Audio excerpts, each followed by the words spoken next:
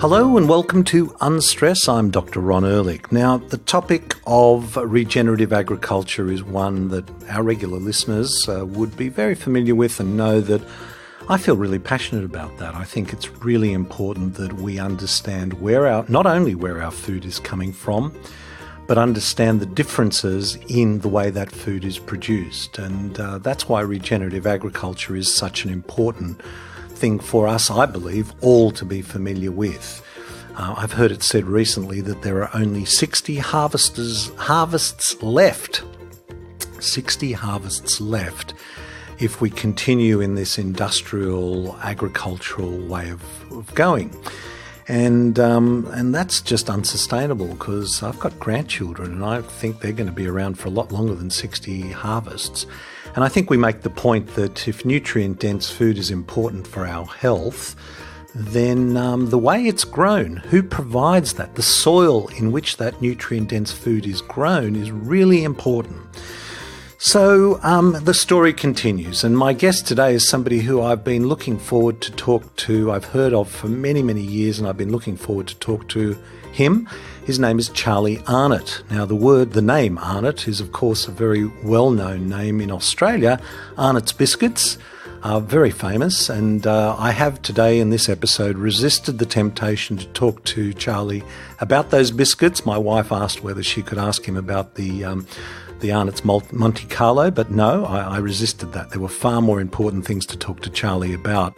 I hope you enjoy this conversation I had with Charlie Arnott. Welcome to the show, Charlie. Ron, lovely to be here. Charlie, regenerative agriculture, holistic land management is a topic we've covered on this show many times, and we will continue to, and I've been looking forward to speaking to you for a long time. I wonder if you might share with our listener a little bit about your own story. What's brought you to this point? Well, many things, really. I guess I grew up on a farm at Boorowa with my mum and dad and brother, and we farmed very conventionally from day one. And so that 1970, my family bought that property there, Hannah Minnow, and conventionally, by that I mean it was high input, high output farming. We had multiple enterprises. We had cattle and sheep. We did lots of cropping. We were growing wool. We were trading cattle and sheep. We had sort of multi enterprises within each of those sort of sheep and cattle enterprises. So it was a very busy, intense, even though it was extensive farming on some thousands of acres. It was intense because of the amount of inputs we were using in that business. So, and I went away to school, went to university, and did a few other things. And when I came back to Boorowa, I farmed as my father had farmed and as I'd grown up to farm. And it was also reflective of the university degree I did, rural science at Arnott University.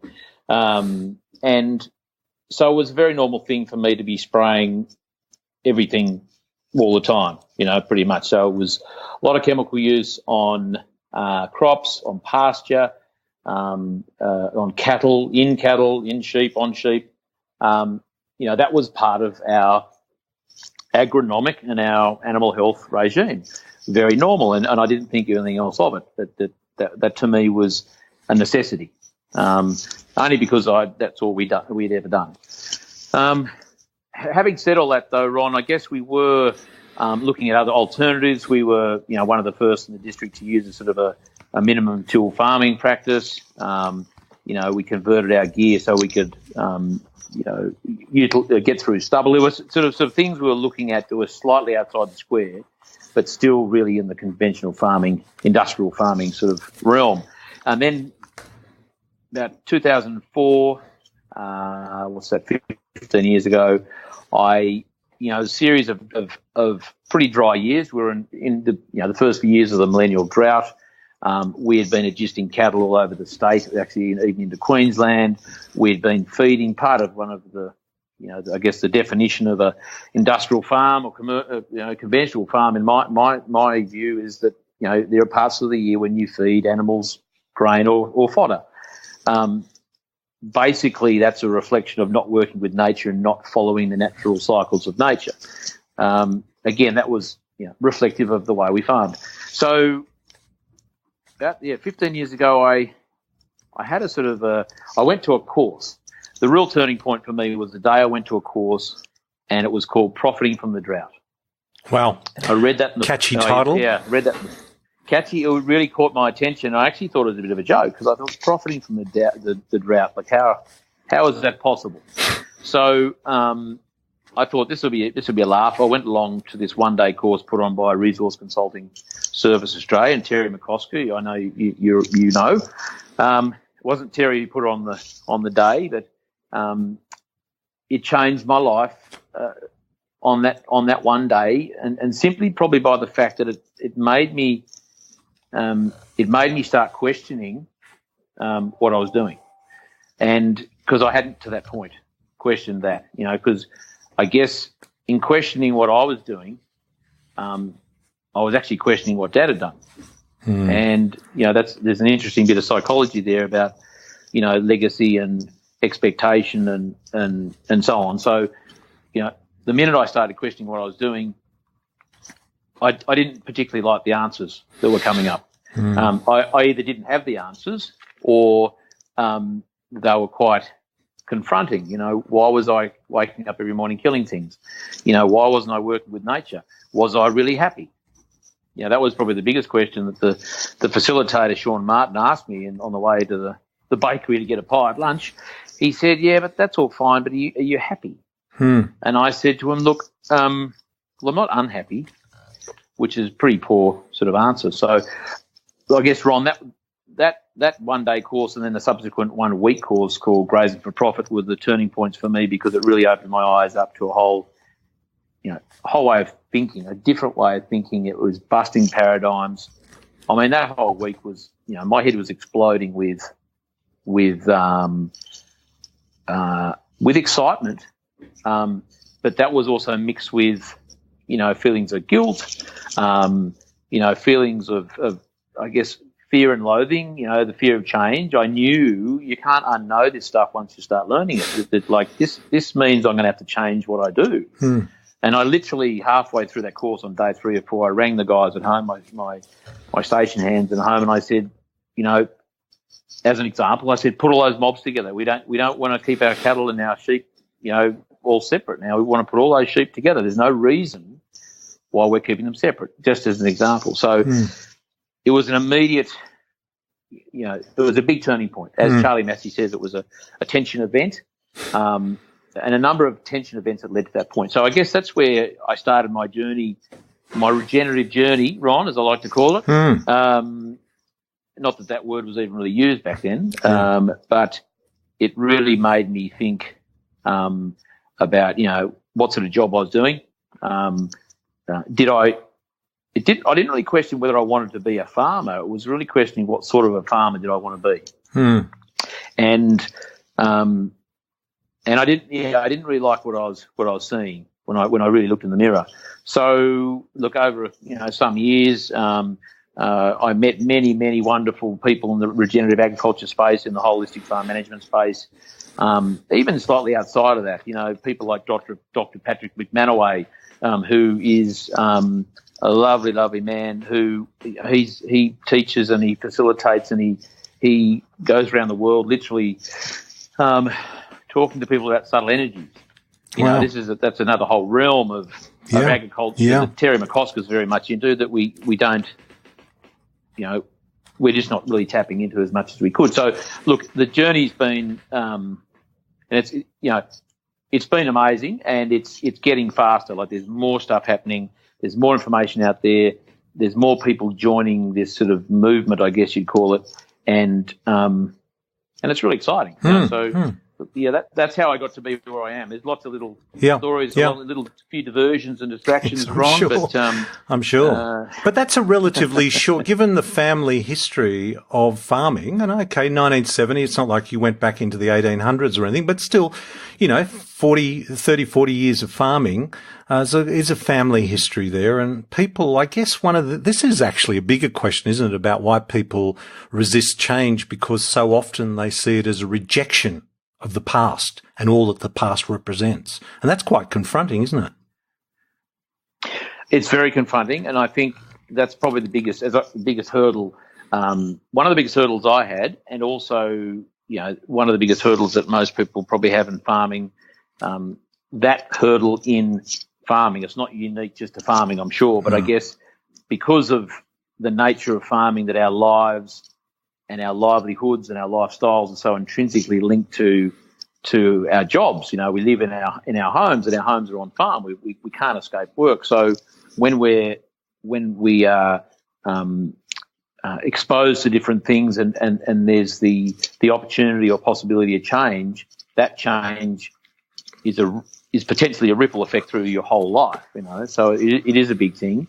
And as I say to people, the first in the world of farming, once we identify we need to change some things, or we think there's, that we're looking at other opportunities and possibilities, it's really important to change the paddock between your ears first. That's the place you've got to get that right. Not so much right, you've just got to start changing the landscape of your thinking, really before we have that sort of enough confidence or enough sort of motivation or impetus to then change the landscape, the way we manage our landscape, in our actual paddocks. And I think that's an important distinction, because I didn't necessarily do that. I had tools in my hand, and it was knowledge is tools, and I went out with some of that knowledge, and I hadn't really changed my not fully changed the way that my expectations of how to use those tools and what outcomes I was looking for. So I really buggered things up in a big way. Some things, my grazing management, I thought I knew what I was doing, and I really flogged out some paddocks because I just didn't get the timing right. There's lots of reasons, but I don't regret those things, Ron, because they're the things that really they're the lessons I learned, and they were hard lessons, but, the sort of a tool in the hand of an ignorant person or someone without the skills to use it can be a very dangerous thing. And I'm not suggesting that people have to be wary or cautious of, the practices of regenerative farming. I'm just saying that, it's important to sort of understand why you're going to use those tools and getting a feel for how to use them. But, to work on the mindset first is critical, I'd suggest. And yet, so many people on the land have a long history with it, don't they? And not a long family history, a long history of how things were done. And I can just imagine how difficult that transition is. And interestingly, the person asking you, "Are you happy?" What an interesting question, to start the conversation with. Are you happy? Because mental health in our world, not just in the farming world, mental health in our world is a pretty serious issue. But on the land and the stresses that the land throws up at you, it's a really big issue. It totally is, and that question is not something that I don't think people ask themselves that enough. That I mean, when you ask the question why to anyone about anything, and they give you an answer, and then you ask them why, the three whys. I mean, 9 times out of 10, the final why is because I want to be happy. Everything we do leads to that point of wanting to be happy and fulfilled. Success, happiness, fulfillment. So, and to your point about sort of the pressures of and legacy of farming, the course. It's a good point, because the course I did and the subsequent training I did with RCS and the sort of the friendships I developed and the network of farmers that I was involved in for some years. One of my good friends that was on a business board. So through that process, you create business boards of 6 or 7 different businesses, and there might be a husband and wife, representing a business, and you come together every 4 months at a conference for a couple of days, and you really get down to tin tacks. You turn up to these things and you have an hour or so to work on your business, throughout this conference in this sort of board sort of situation. It's confidential. And you turn up there looking to talk about, I want to talk about my plumbing or my fencing or something. Anyway, you get hammered because everybody goes, nah, mate, you're not going to talk about that. We're going to talk about your marriage or your depression or your anxiety or something. Like it's really it's a really safe environment, and I so support anyone who's thinking about that type of network or engaging. But my point is, one of those members of the board, his family had been on their property for 6 generations. I think it was 6 generations. I mean, the name of the property was the family name, essentially. Mm-hmm. And so, he was part of our business board. We talked about farming for the first year and a half or so. And then through the process of just essentially asking, are you happy? What's going on in your world? And stepping out of the day-to-day drudgery of farming and really looking down at what he was doing and why, one day he turned up on his knees and just said, I'm going to sell the property. I don't think I want to be a farmer anymore. Wow. It was fast. It was, and that's not a bad thing, and I think there are a lot of farmers who are farming because of expectation, you know, and that's fine, but there's consequences for that. And this particular guy, very courageous man to be doing that, and he made the decision because of the training he had done and the his self-development. He decided to leave. So, I mean, don't know how rare that is. I do know that one of the criticisms of this type of training is people say, "Oh, see, he sold his farm, he failed." That stuff doesn't work. This holistic farm management stuff doesn't work because he sold his farm. I mean, truth be known, there are a number of farmers who sell their farms because they actually, through this training, work out, I don't want to be a farmer. I'm only doing it because Dad wanted me to. And so it's a really good question you ask because there is that pressure. It's the elephant in the room in a lot of family situations, and succession in farming families in Australia, and I probably dare say other parts of the world, is that can be and often is a disaster because there's this expectation and there's and often farmers, when they're talking about this stuff, they're not in a good mental state anyway. It's often in a drought situation where mum and dad are going, things are getting tough, understandably. We're thinking about getting out of here. And the family's going, oh, my God, like, really? You want us to take this over? Or I want all of this and my sister and brother can't have any? I mean, it's just there's never a good time for it.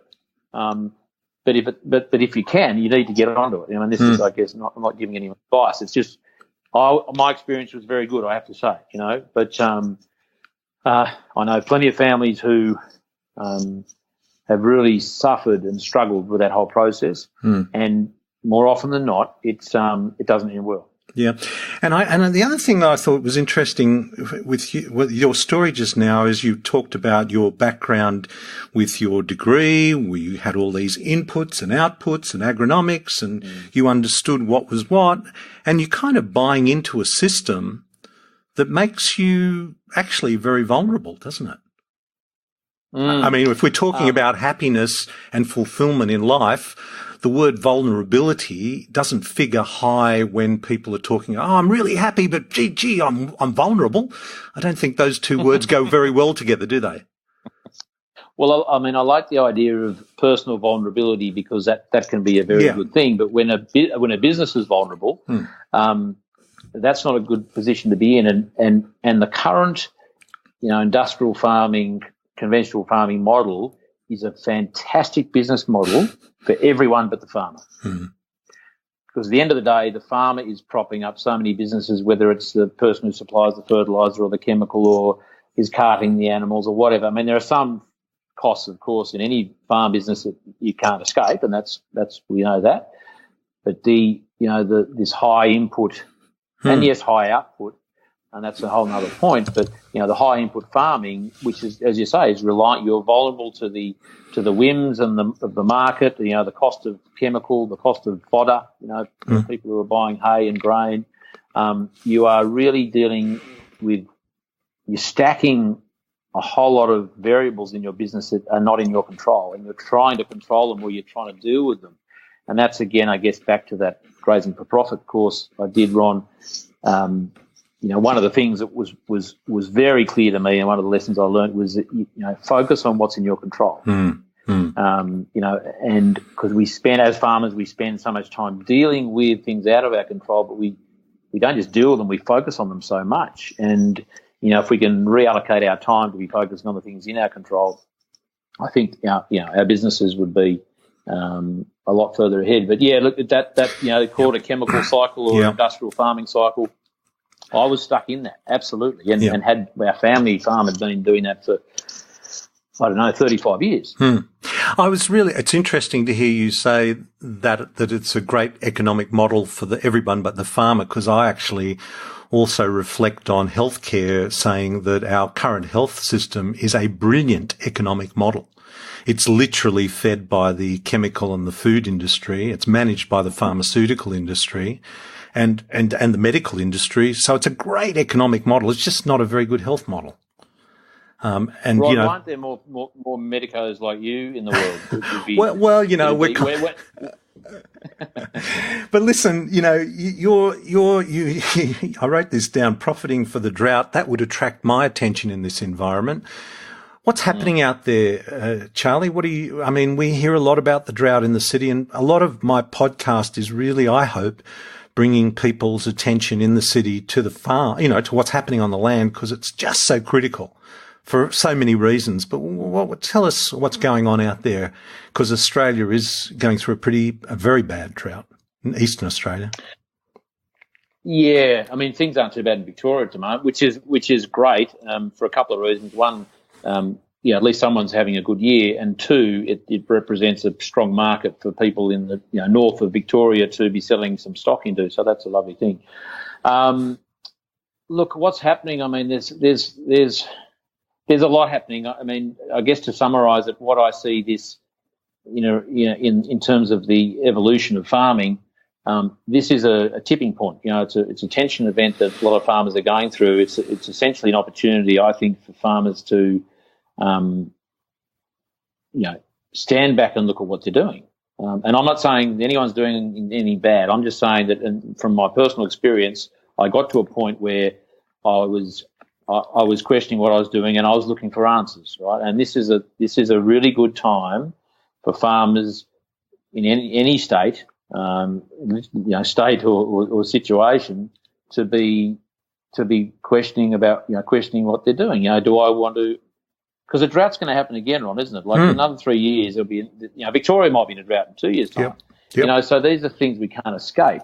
So I guess the opportunity for farmers to look at other options if they're not happy with what they're doing, if they're sick of their mortgage getting bigger, their overdraft getting bigger, their cattle getting skinnier, their grass not being there anymore, and the constant battle with nature, start considering what they're doing. So I guess that's what's happening. That's the opportunity that this current situation presents, and it's really scary. We in terms of the state of the eastern seaboard and the environment and the season, we at Burrawa, and I dare say this is reflective of a lot of the eastern states, it looks like February.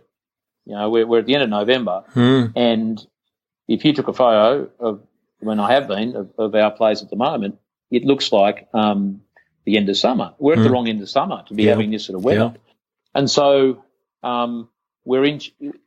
we've had about 20% of the rainfall we would normally have to this point from July, August, September, October this financial year. So we are absolutely in uncharted territory. And where is Burrawa for our listener? Where is it's in New South Wales, but Burrawa is in New South Wales. It's about an hour and a half north of Canberra, or 4 hours sort of down the Hume Highway, 3 hours down the Hume Highway from Sydney, and then sort of half an hour north of there. So it's southwest slopes of New South Wales. Yeah. And Burrawa is considered, along with sort of Cootamundra and, Orange maybe, and that sort of part of the world, as a reasonably safe area. We tend to go into droughts, later than most, and we sort of come out of droughts earlier, so there's sort of, it's safer than a lot of parts of the state. But no, we haven't, we've played catch up in the last month or two. Having said all that, Ron, too, there are places in Western New South Wales and Queensland that have been in a drought for 7 years. Wow. That's just mind-boggling. Isn't it? It's mind-boggling. These places, I mean, just can you drought? I mean, we're going to talk. I'm wanting to. It's just I have had Tim Wright on the show too, and I had the pleasure of going up to Tim Wright's property when we did some work with the Southern New England Land Care, and I mentioned that on one side of the road was, and this was in February, March of this year, it was desolate. It was dust. There were a couple of cattle grazing somewhere on the horizon, and across the road in exactly the same environment was Tim's property, which did have vegetation on it. He had destocked. He said it was the worst drought he'd ever seen, and that was back then. I can hardly imagine what he's thinking now, but at least there was vegetation on the property. Can you drought-proof property? It's a good question, Ron. I guess, I mean, a drought to me is man-made. And when I say that, I mean, what does someone look out the window and see when they're in drought? They see no feed, and they see no, that's essentially the biggest sign of a drought. Obviously, there's no feed because it hasn't rained and it hasn't grown, and there's other complications with water and so on. But, case in point, Tim, the New England has been in a drought on and off for some years. It has, it might have a reasonable autumn and then it'll have a terrible winter and spring. And over the road, you've got someone to look over there to say, look, that's in a drought situation. But you turn around and there's someone, that's not actually in a drought. So this is, decisions create droughts. The decision to hang on to stock when they're eating all your grass, and you then might decide to feed them hay. That's a decision where you're going to owe the bank more money. You're going to owe your ecological bank money as well, because you're basically mining those paddocks. So, back to your question, can you drought proof a property? Well, yeah, you can. I mean, it's all about decision making. So the thing to do that is with your brain. You make decisions that are based on, it's really based on changing your decision making process.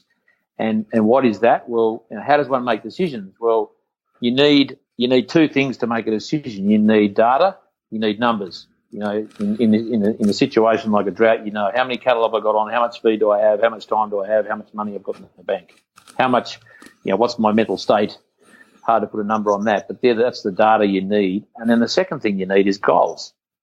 Mm-hmm. You need some goals, because the goals guide the decision and the use of those resources, and the use of that data to then help you make a decision. So, if you're a farmer and you're not thinking about, if one of your goals is not to retain ground cover, or one of your goals is doesn't relate to taking care of your ecological bank account, then you're going to make decisions which are going to probably mean you're going to keep your cattle on, which means you're going to have to feed them, which means that you're going to be spending money, which means you're probably going to be, not doing the best job in your landscape. So, and what's the outcome of that? Well, it looks like a drought situation. Yeah. So, there's lots of, I trust that's a reasonably simple explanation of that. There's so many different, nuances to that whole concept. But really, having said all that, you're in the Western Division of New South Wales,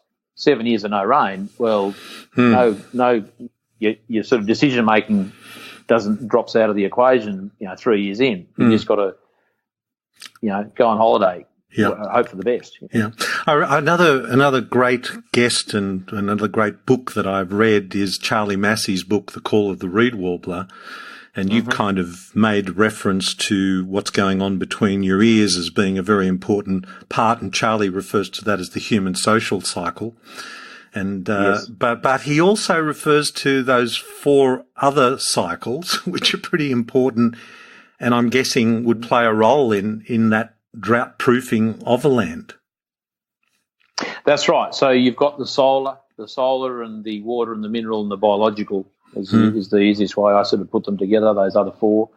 So in a grazing situation, you want to maximise the number of solar panels you have to capture solar light, and that means keeping grass. And obviously that grass has to be alive to be a functional solar panel. But again, that's out of our control. We can't make it rain. But what we can do, what we can focus on, is making sure we have ground cover to retain that rain. So that leads us to the second cycle, which is the water cycle. So how do we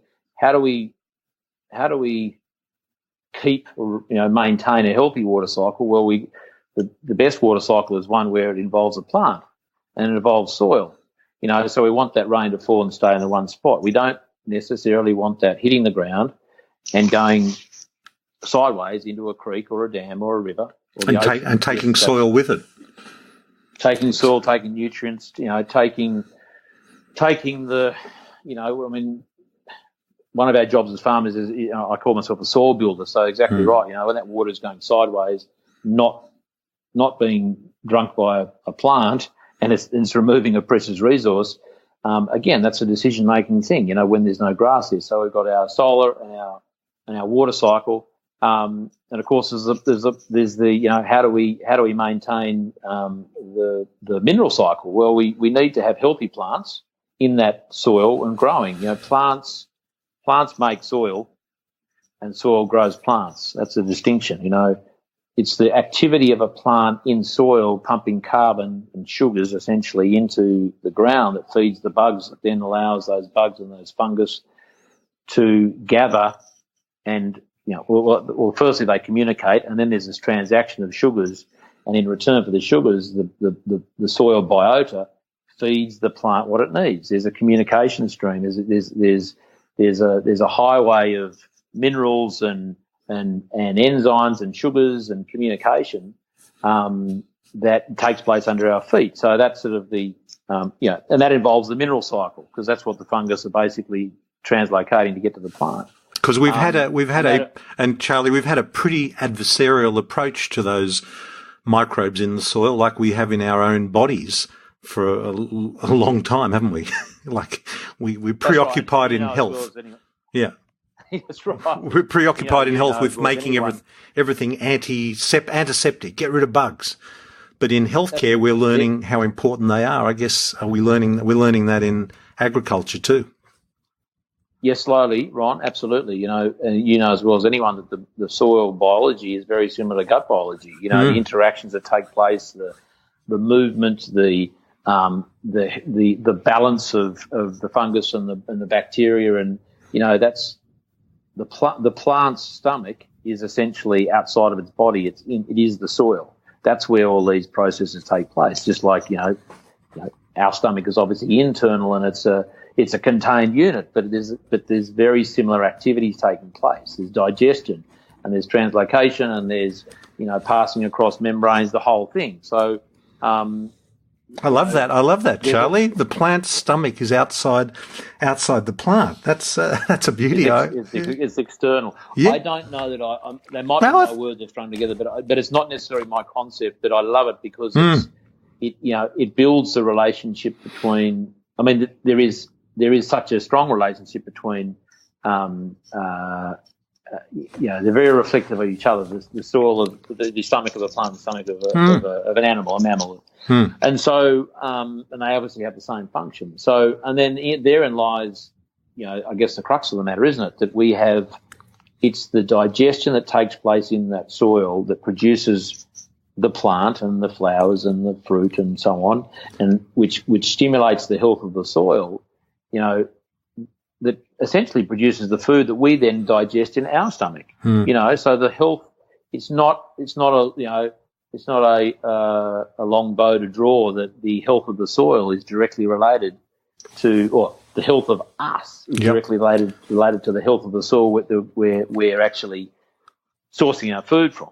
Yeah. I mean, you can even draw the analogy a little bit further by saying you can keep a person alive on an intravenous drip, giving them saline and sugar, and keep them going for quite a long time. But you really want them to be having a nutrient-dense diet, to be thriving and healthy. And similarly, plants can grow with superphosphate, but without their digestive system working. I like this, Charlie. I actually like that analogy. Well, how's this one? How about hydroponic people? That's what we've basically got, You think about hydroponic tomatoes, let's just say. So, you're probably aware that, roots on plants is essentially, there's quite a few different types of roots, but there's the ones that are essentially used to draw water up into the plant, and there's ones that are doing more of the communication with the soil biology and drawing nutrients up. So when you have a water soluble fertilizer, and that could be in soil, so it could be urea, it could be superphosphate, it could be lots of water soluble minerals and so on, artificial as they were. We're basically pumping up those plants are drawing up those minerals through their water roots, let's just call them, and so they're basically being force fed. Right? That's far from a natural process. The extreme of that is a hydroponic situation where that's all there is. There's not even soil particles or fungus or bacteria. It is just simply water soluble nutrients being force fed into these tomatoes. So back to your point, yes, a human could survive on the very basics. I mean, what a life that would be. But yes, it can support. Its life could be supported, but that'd be no fun. And it's and then the eating of food that's grown in the same way, hydroponics or whatever, it's just not nutritionally dense, and it's not natural, and there's just not that balance of all the good stuff. Well, we need. Plants have an intelligence, and they know what we need if we just tell them, and there's a number of ways we can do that. But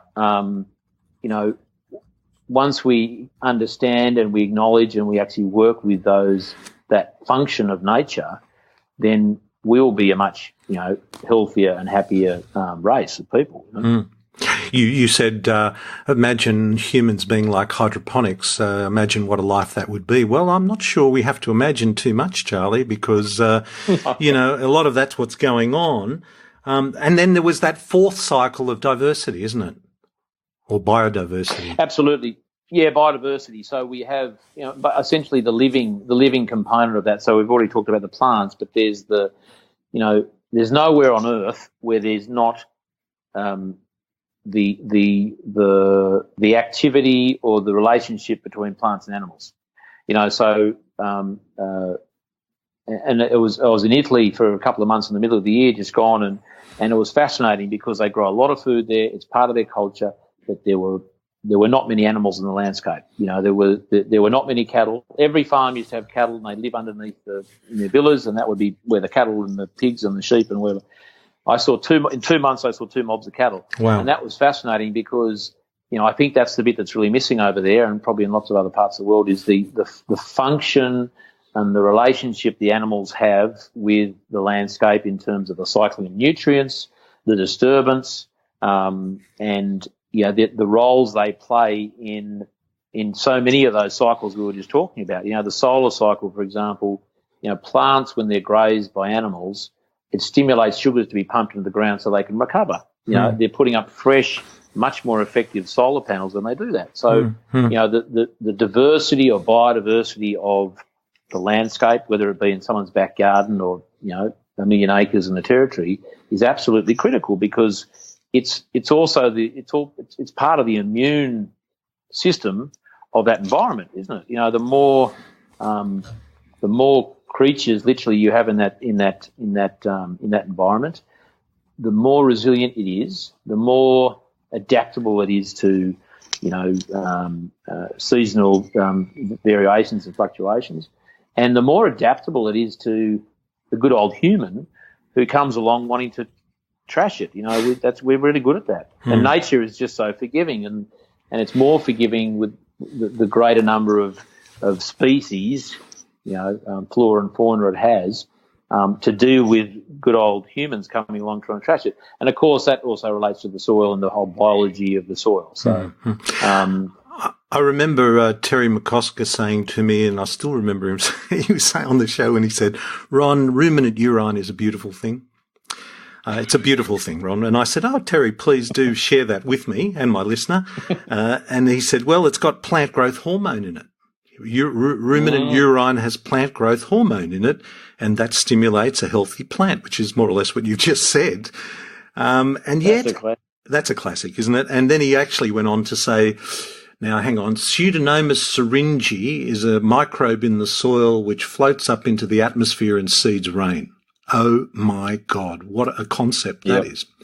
But listen, animals have come in for copped a bit of a copping a hiding, aren't they, in this world of agriculture and food and health and this whole movement towards vegans. And I kind of agree with one undeniable fact, and that is industrial animal agriculture is a cruel and what's bad for the animal is bad for us, and what's bad for us and the animal is bad for the planet. But there is another way, isn't there? Yeah, it's a good point, Ron, and I think that those who are not keen on the animals being eaten is generally an environmental or a nutritional or an ethical angle, and that's fine. That's the argument, and so to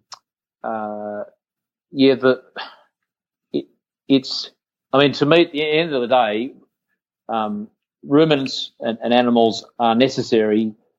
I'll start again. If we take it right back to what is one of the biggest problems that vegans have, for instance, with animals being in the landscape? Well, they say, and the story is that they tell us is that the ruminants are ruining the planet. That the methane and the gases, the greenhouse gases that they're producing, is actually increasing carbon levels in the atmosphere, which is causing leading us to climate change. And it's an interesting one because they are producing methane, absolutely. But when you stand back and you go, what else? What's been happening for the last sort of some thousands of years? In North America, for instance, there used to be some hundreds of millions of bison, right? And they're bovine, and they were producing a whole lot of methane. Methane lasts in the atmosphere about 11 to 13 years. So every 13 years, all the methane that was produced 13 years ago is no longer there. So there's as long as the number of animals in an environment or in the world over that 13-year period stays the same, we're not actually producing more methane. Another interesting thing is that and I heard this on a Joel Salatin podcast the other day, if you've got grass that is sitting there, if it gets eaten by a ruminant, the result of that is methane production. If that grass is sitting there and doesn't get eaten by a ruminant and it decomposes, it still emits the same amount of methane. Okay, there's two interesting points. Back to your point about the type of meat, it's a pity, I guess, and it's disappointing, for want of a better word, that the argument is always around just meat. And to your point, there's industrially farmed factory meat, and absolutely that is a contributor to greenhouse gas in a number of different ways because it's much more intensive. We're burning a lot more fossil fuels to produce the crops that are fed to the animals, in whether it's in a hen house, farm factory situation or a feedlot.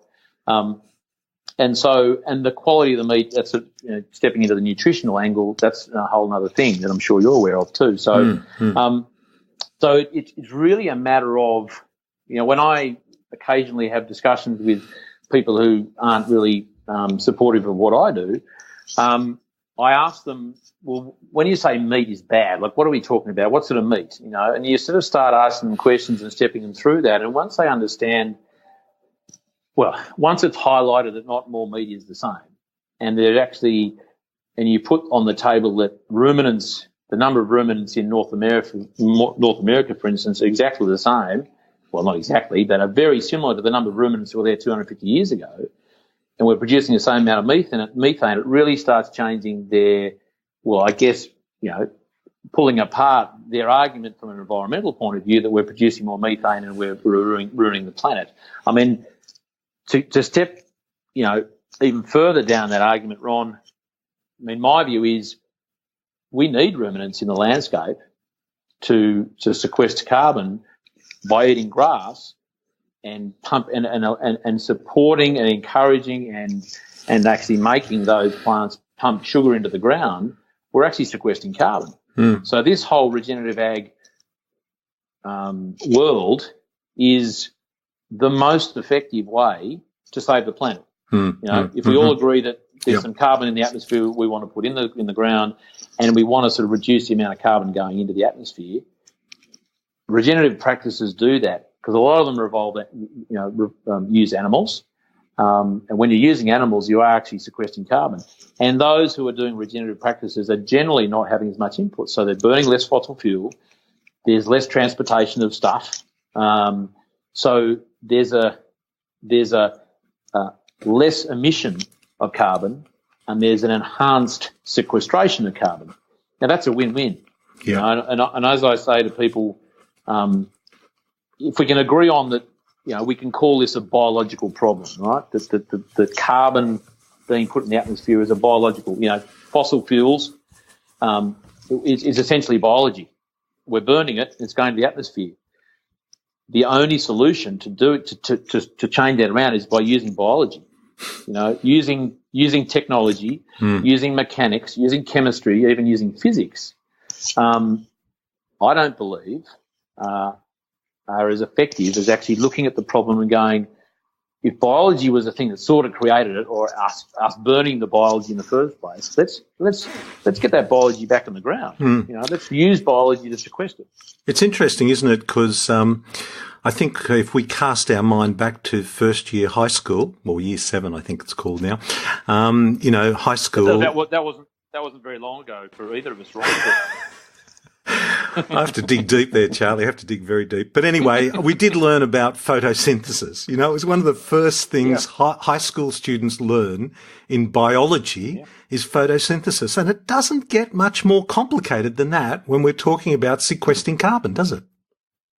That's right. I mean, as was highlighted to me the other day by a fellow, Aaron McKenzie. Who, I know Aaron very well. You know Aaron? Very, very well. Really well. Good. Well, he said it really well the other day. He said that, animals and the soil is essentially the best, what was the word he used, solar battery that we have. Yeah. We're basically capturing solar energy via plants and good soil and turning that into, protein, animals, fat. And in that process, we're putting carbon, essentially solar energy, as it were, into the ground. We're capturing that. So I think that was a fascinating sort of way to look at it. That there's so many benefits of, I think, and many people would support this. There's so many benefits of this whole concept of using animals in a landscape to graze, pasture, to produce food, to sequester carbon. There is no food shortage on the planet. No, we've established that. Distribution problem. And what a wonderful thing that in the process of sequestering carbon and reducing emissions of carbon in that sort of process, in that sort of a business, we're actually producing more nutrient dense food. No, it's and which kind of another thing I wanted to ask you, because I know you're very familiar with the word biodynamic. We hear that a lot. What does that mean? Oh, Ron, how much time you got? Look, I was introduced to biodynamics through the RCS program. I met at one of the conferences. I met a fellow called Hamish Mackay, who's been doing, he was introduced to biodynamics in his 20s. He's been doing that for 45 years now. He's been teaching. His family farm was using biodynamics for many years. So I guess when I was introduced to Hamish and I heard him speak, what he spoke about resonated with me. It was at a time when I was very open to all sorts of different concepts. I knew I had to really be open to new things, and I was at that sort of a hungry stage of personal development. And so when he talked about biodynamics and the use of biodynamics in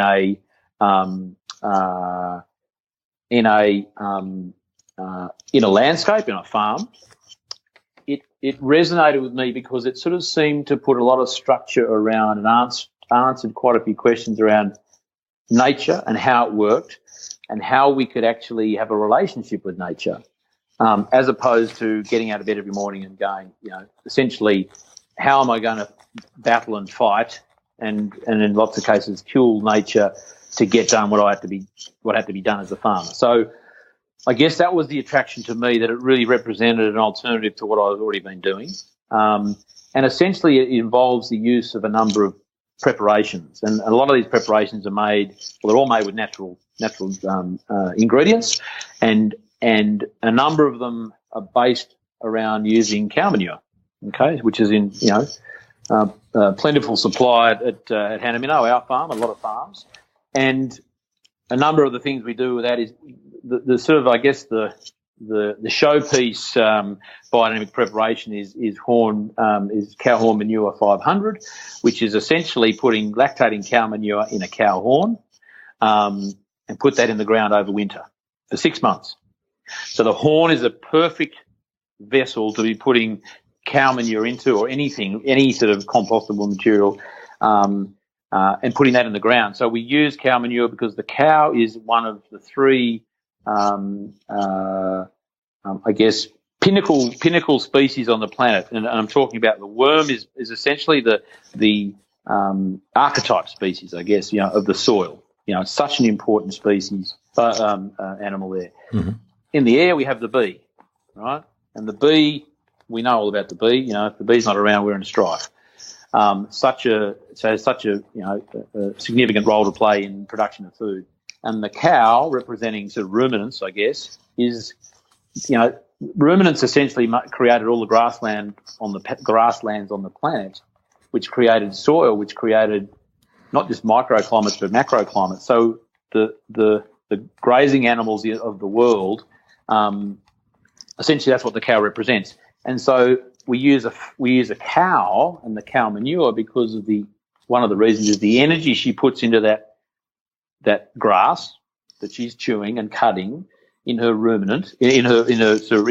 Sorry, there's a lot of intense energy that's put into that. A lot of effort, a lot of intention, as it were. And when that comes out the other end, it's the perfect fertilizer. Okay.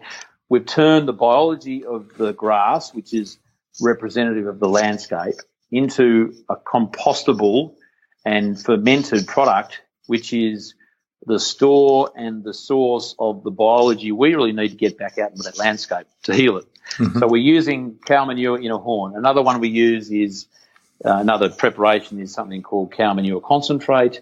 Again, it's cow manure. We put that into a cement mixer. We throw some eggshell and some basalt dust into that, and we mix it for an hour. And we put that in the ground in a pit. It could be 2 foot deep and sort of the size of a Hessian bag. And in there we put the 6 compost preparations, the biodynamic compost preparations. Mm. And those 6 herbs we use. We put that into the manure. And we're essentially inserting organs of organic agriculture into that manure. It's like you could just put that manure in the ground and it'd compost and it'd be amazing. But the function and the role of these herbs in that manure in the ground, it's like the organs of our body. Mm-hmm. Okay, each organ of our body has a function in that entity in the human body or any animal. And when we take one out or we don't have them there in the first place, our body tends not to work as well as it potentially could. Okay, it's the same as a compost heap. When we insert these essentially an organisational structure into the compost heap, we're supercharging it. We're creating almost like a living body of decomposition, a living entity which, look, at the end of the day, we supercharge that compost. And then we use that compost once it's made after 4 months, in the case of this cow manure concentrate. We then spread that on the landscape in a diluted form. We're using quantities of 150 grams a hectare.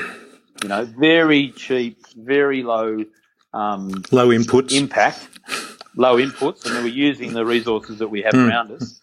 And look, there's a whole lot sort of, I guess, Ron, more cosmic element to biodynamics, which we can go to at another time. But for me, it's a wonderful practice because it also creates some ritual around the farm. There are certain times of the year we do these things. We have real reverence it creates some real reverence around the engagement with nature. We're using resources we're giving back. You know, we're not having to go to the shops and buy bags of stuff to give back to the landscape.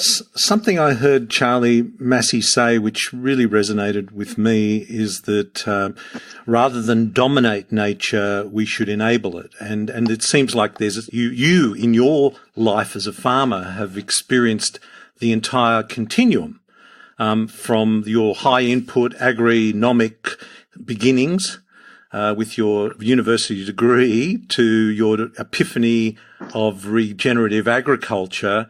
And in that continuum of enabling nature, biodynamic is the next step, particularly when, I guess, if we went into subtle energy, and we haven't got time to discuss that now, but I'm guessing that's the continuum, isn't it, that you've kind of experienced, almost the length and breadth of it.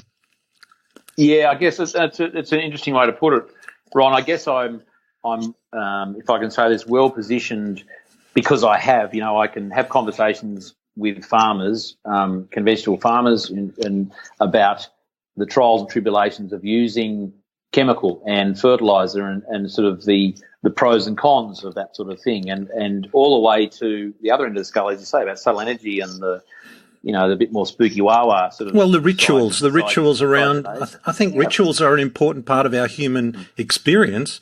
In a certain extent, we've lost them in our modern society. And, well, that's a good point, Ron, and you're a good interviewer, aren't you? You're always coming up with those little gems. It's good. It's good. Leave a review on the podcast, Charlie. Yeah. As an interviewee, I'm your favourite. You're my favourite.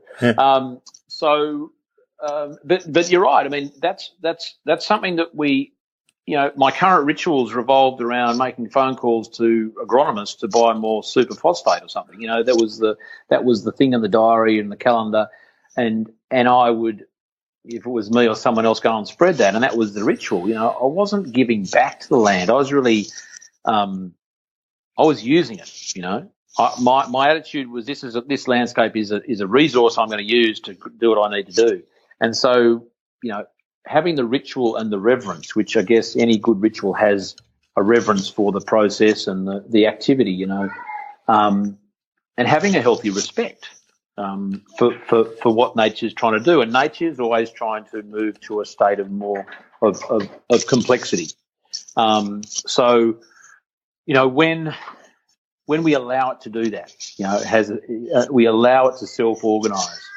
And getting back to that conversation around biodiversity, you have the more people you have on your team, the more animals, the more biology you have on your team, the more chance that you have someone who's going to come in and do the job that needs to be done, as opposed to calling your agronomist and saying, I need a job done, can I get some more urea, which in itself creates a whole lot more problems. So, look, it's been an interesting journey, Ron. Yeah. Charlie, if you had to, we're going to finish up, and I just wanted to ask if you had a message for people in the city that, because I'm really wanting to connect people in the city with what is happening out in the country. Well, what sort of advice would you give people in the city as part of that human social cycle that could make a difference? Well, look, thank you for giving me the opportunity to say so, because that is probably the most important, and Charlie does say that in the book, that the social, because it's humans in nature that are making the decisions, and it's not just humans on farm, it's humans in the city with their food buying choices and their behaviour. So if I could suggest to anyone, I ask people, do they have a doctor?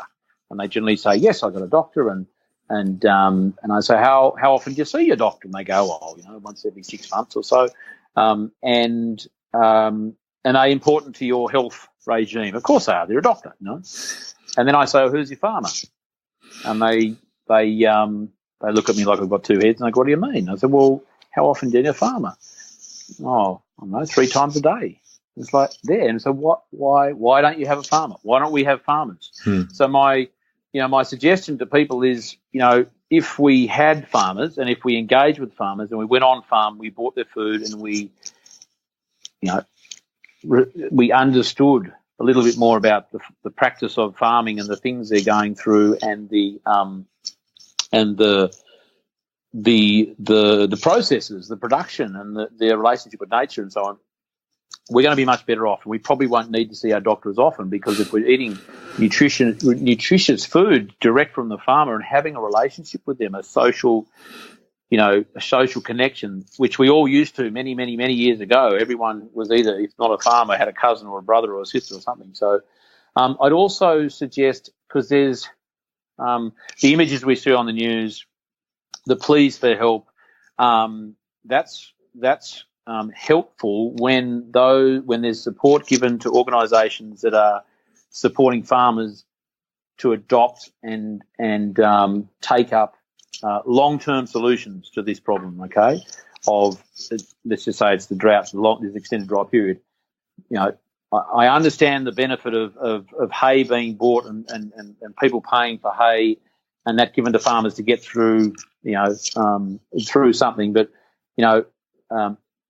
what we need is long-term solutions. And if people are going to consider charities, donate to charities like Carbonate, for instance, where you're actually helping reward farmers for sequestering carbon, and you're helping, and also the charity Thankful for Farmers. Get online and check them out, because they're partnering with brands, and the sale of those particular products that those brands produce goes to a fund, and that fund will be distributed to farmers who are and initiatives that are building the health and the well-being of rural communities, the adoption of technology, and long-term practices. So our motto is essentially, we're not into giving people fish. We want to give them a fishing rod and show them how to use it, and then you just, you get on with it, because there's going to be another drought. And we want farmers to get to the next drought prepared. Your friend and mine, Terry McCosker, Ron, he says, as a farmer, we're always doing one of three things. We're either getting out of a drought, preparing for a drought, or moving into a drought. So, we've always got to be.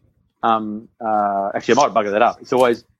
We're either in a drought, recovering from a drought, or preparing for a drought. So we're always dealing with the threat of a drought. And when we have long-term strategies such as the ones that Terry teaches, and organisations like Thankful for Farmers is supporting, that's going to make a real difference. So any city folks out there, buy good, clean food, get to know your farmer, and support charities like Thankful for Farmers and Carbonate. Great. Charlie, what a great note to finish on, and thank you so much for joining me today and sharing your knowledge, wisdom, experience with our listener. Thank you. And we'll have links to all of those too. Wonderful. Oh, Ron, I've had so much fun, and thank you for the work you're doing, because as I sincerely meant that before, why aren't there more people like you in the medical space? Because I wrote a piece that was in the Good Food magazine a couple of weeks ago, and I saw it. Opened with, if I was the Prime Minister of, I'd join the Ag and the Health Department. Well, you could be my first minister. Mate, I think they call it retweeted. I don't know. I'm just getting my head around social media, but I saw that article and I could not agree with you more. And anyway, thanks for today. No worries, Ron. Had a blast. Thank you very much. Well, as I said, there was so much in that episode, and there was so many amazing things that we talked about, and I just think I loved some of what Charlie was saying. The plant's stomach outside of the plant the plant's stomach is outside of the plant in the form of the microbes in the soil, which break the nutrients down and make it available for the plant. Now, another episode you may recall, I said a healthy teaspoon of soil contains about 1 billion microbes in a healthy teaspoon of soil. The role of mycorrhizal fungi in the soil are really important. We've talked about that on other podcasts. And just to remind you, a healthy cubic metre of soil has hyphae, which are those fine extensions that fungi put out. A healthy cubic metre of soil contains 40 kilometres of hyphae. So you can see how this microbial fungi community could break nutrients down in the soil and make them available to the plant. And this idea that the plant is is on life support system, if you like, when it's fed superphosphate and all the chemicals. But if we generate healthy soil, then we get the full gamut of elements that are available to a plant, which is fed to an animal, which is fed to us, and which we then eat. And so this is what nutrient dense means. So I loved also this idea of enabling or dominating nature. And there is just so much more that I'd love to talk to Charlie, and I always feel compelled, as I did when I spoke to Terry McCosker, of going down and doing this 7-day course that Terry does, and the biodynamic course that Charlie does as well. And I'm going to have links to Charlie's website and those courses and a whole range of other things that he mentioned, the Carbon 8 charity and the Thankful for Farmers charity. I do feel that we need to be elevating farmers to be the most revered members of our society, because they not only grow the nutrient-dense foods that we need to be healthy, but they also nurture the soil for not just 60 more harvests, but for generation and generation and generation to come. So I hope you've enjoyed today's podcast. Don't forget to go and leave a review on iTunes. You know, we want to get that number up, and we want to get this message out because it is such an important message. So until next time, this is Dr. Ron Ehrlich. Be well.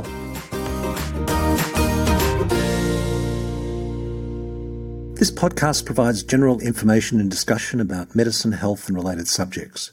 The content is not intended and should not be construed as medical advice or as a substitute for care by a qualified medical practitioner. If you or any other person has a medical concern, he or she should consult with